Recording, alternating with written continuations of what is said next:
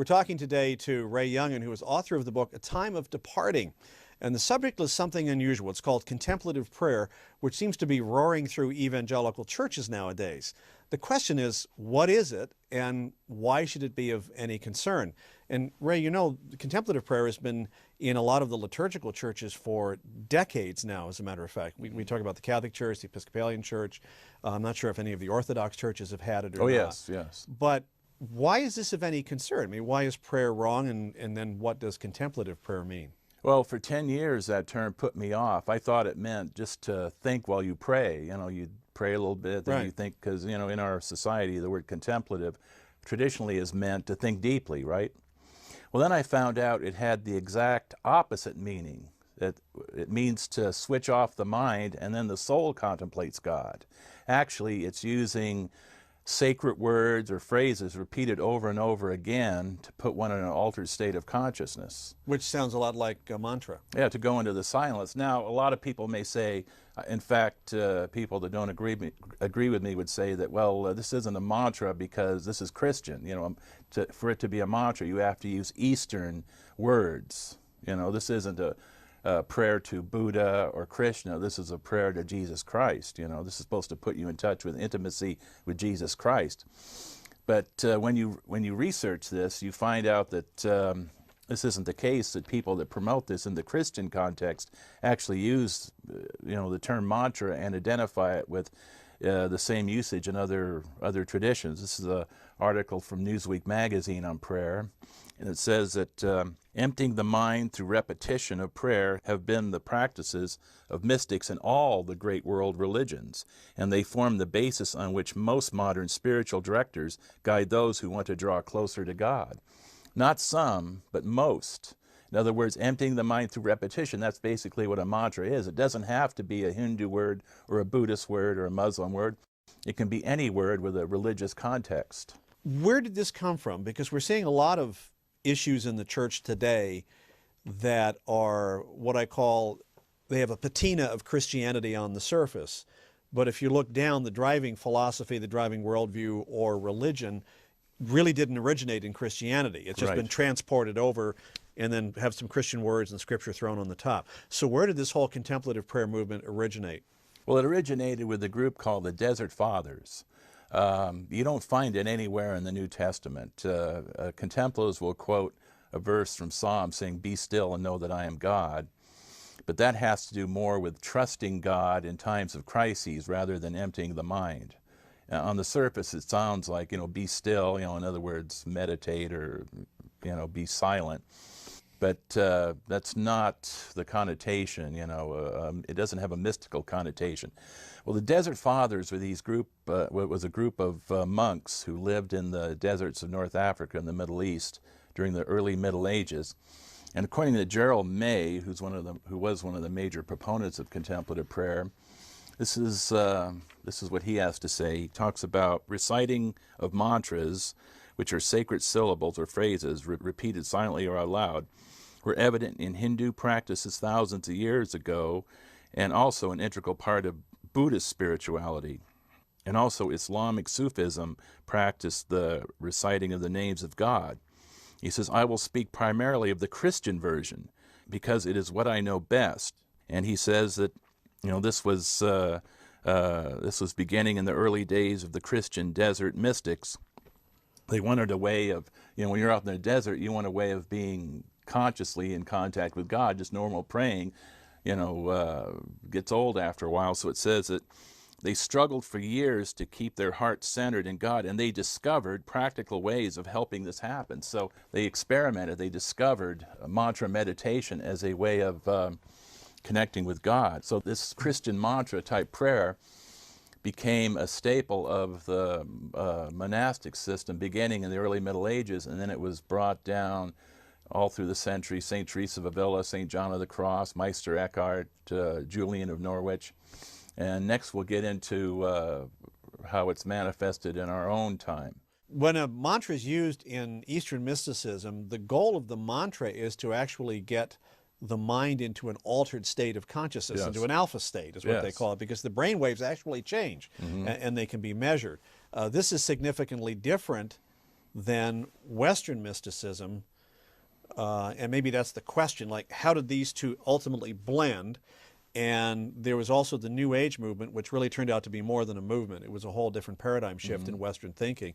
And I guess one name that always comes to me is Thomas Merton, because he was an early on proponent, a Trappist monk, who died in 1968. And he was an early on proponent of this type of meditation.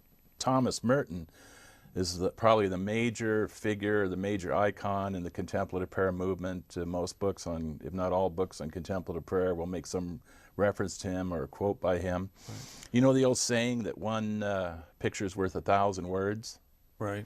Well, I have a picture to share with you here. This is from Vancouver School of Theology. This is a seminary that trains pastors up in Vancouver, British Columbia. They have a Thomas Merton reading room. And in that room is this. There's a portrait of, or maybe even a painting or a photograph of Thomas Merton on the wall, and right below it is a statue of Buddha. Well, but Thomas Merton made that journey. If you read his autobiography, The Seven-Story Mountain, he talks about his own journey from sort of a secular life, where it was pretty much of a wanton life, into a Trappist monastery in Kentucky, as I recall. Yes. And then from there, he began a migration, and this was probably during World War II, immediate post-World War II time, to links with Eastern mysticism. Yes. As a matter of fact, he died in Thailand. He was over there for a conference when he was electrocuted. Yeah, electrocuted. In the bathroom, right. Well, anyhow, this is a book called Thomas Merton, My Brother, which is written by Basil Pennington, who was a major proponent of contemplative centering prayer, it was called. In fact, he wrote a book called Centering Prayer and sold over 1 million copies. And he was talking about that at their monastery, they did a Zen retreat. And he said, I do not think such an event could have taken place if Merton had not courageously shown us the way to open to the East. Hence this picture. And over here he says, Merton did come to South India as a pilgrim, not as an evangelist, but as a pilgrim, to the origins of other great spiritual traditions expressed in Shiva, that's Hinduism, and Buddha, which of course is Buddhism. Well, let me ask you, John, what treasures would Hindu, Buddhist, and Muslim religion have for the spiritual life of a Christian? Could you answer that?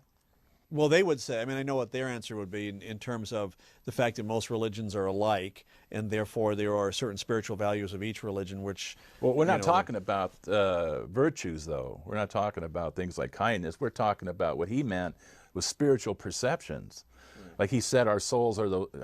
Nguyen said, or Nguyen would say, our souls are those sacred centers where all is one. And prayer is where we can come to the realization of the unity of all that is. Right, but that's Eastern mysticism with Christian sounding stuff on top of it. Yeah, probably from my perspective, the most intriguing representative of this type of spirituality would be a woman named Sue Monk Kidd. She's probably the poster girl for why we're doing this DVD here. She was a Southern Baptist Sunday school teacher in a small town in South Carolina. She was just a typical normal Christian, a wife, a mother, nothing eccentric about her, nothing offbeat. Is there anything such as a normal Christian? That's yes. Right. So somebody handed her a book by Thomas Merton in her Sunday school class.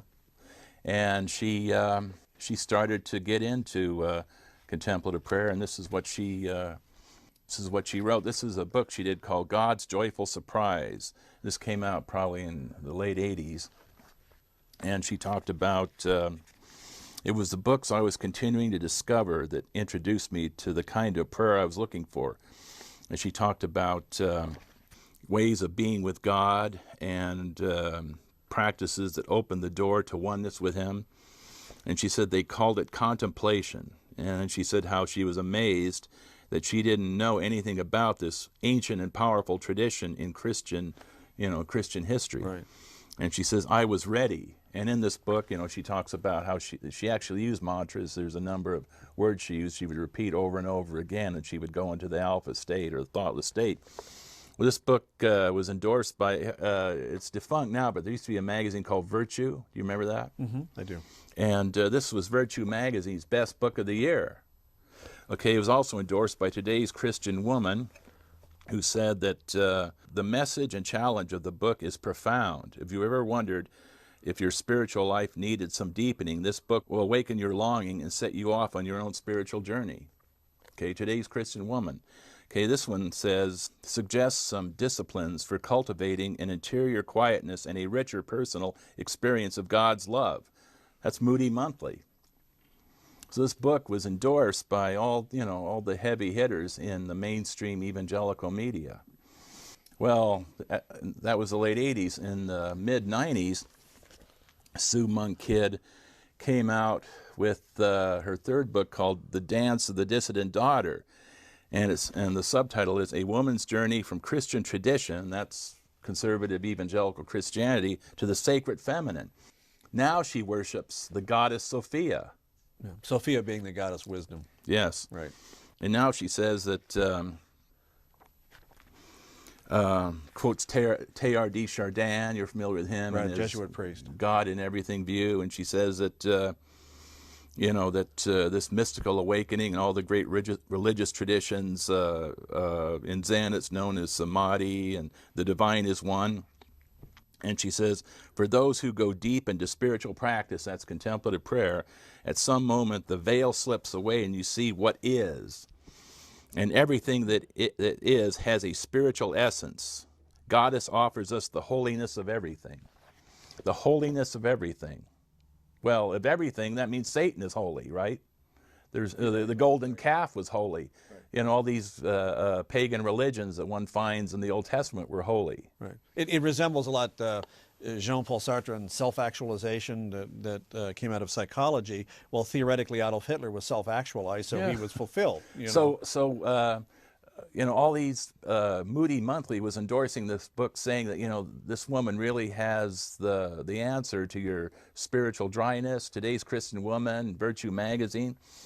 And she discovered this contemplative tradition. Well, where it led her was the sacred feminine, the goddess. And there's a section in here where she's in her Baptist church, Southern Baptist church, during this transition. And the pastor's holding up the Bible saying, this is our sole and ultimate authority. And she gets this sensation of something rippling within her. And it's just spreading out. And she says she never had such a profound feeling as what she was going through, and this voice kept saying, no, no, no, no. My final and ultimate authority is the divine voice in my own soul, period. Why is all of this important? I mean, why should Christians be concerned? Try to drag that together for people. From what I've been able to discover about this movement, people that do it do not go in a conservative route. They go toward an interspiritual route. They don't go in the right direction. In other words, it doesn't lead them to the Scripture. No, it doesn't lead them to being evangelists for Jesus Christ. It leads them to embrace other religions. All right. Any closing thoughts? Yes, that's basically it. That I believe that we're seeing Bible prophecy unfold, and that people need to wake up and they need to decide what camp they're going to be in. Matthew 24, Jesus says, many shall come in my name saying, I am Christ, and you'll receive many. That word in many there in the Greek is paulus, which means a sore number. And now we're seeing on Oprah Winfrey with Eckhart Tolle and people like that, if you have the Christ consciousness, which is being one with your higher self, that makes you a Christ. That Jesus was a model for Christ consciousness. 28 million people downloaded the thing that Oprah and Eckhart Tolle did on the internet. 28 million downloaded it. So we're talking about a mass movement, and in that 10-week series, the gist of it was that Jesus modeled the Christ consciousness, and now we need to get the Christ consciousness also, which would make us a Christ just like Him. Right. And that's what Jesus warned of. Many shall come in my name, saying, I am Christ, and shall deceive many. Paulus, which means a sore number, like millions and millions and millions. Right.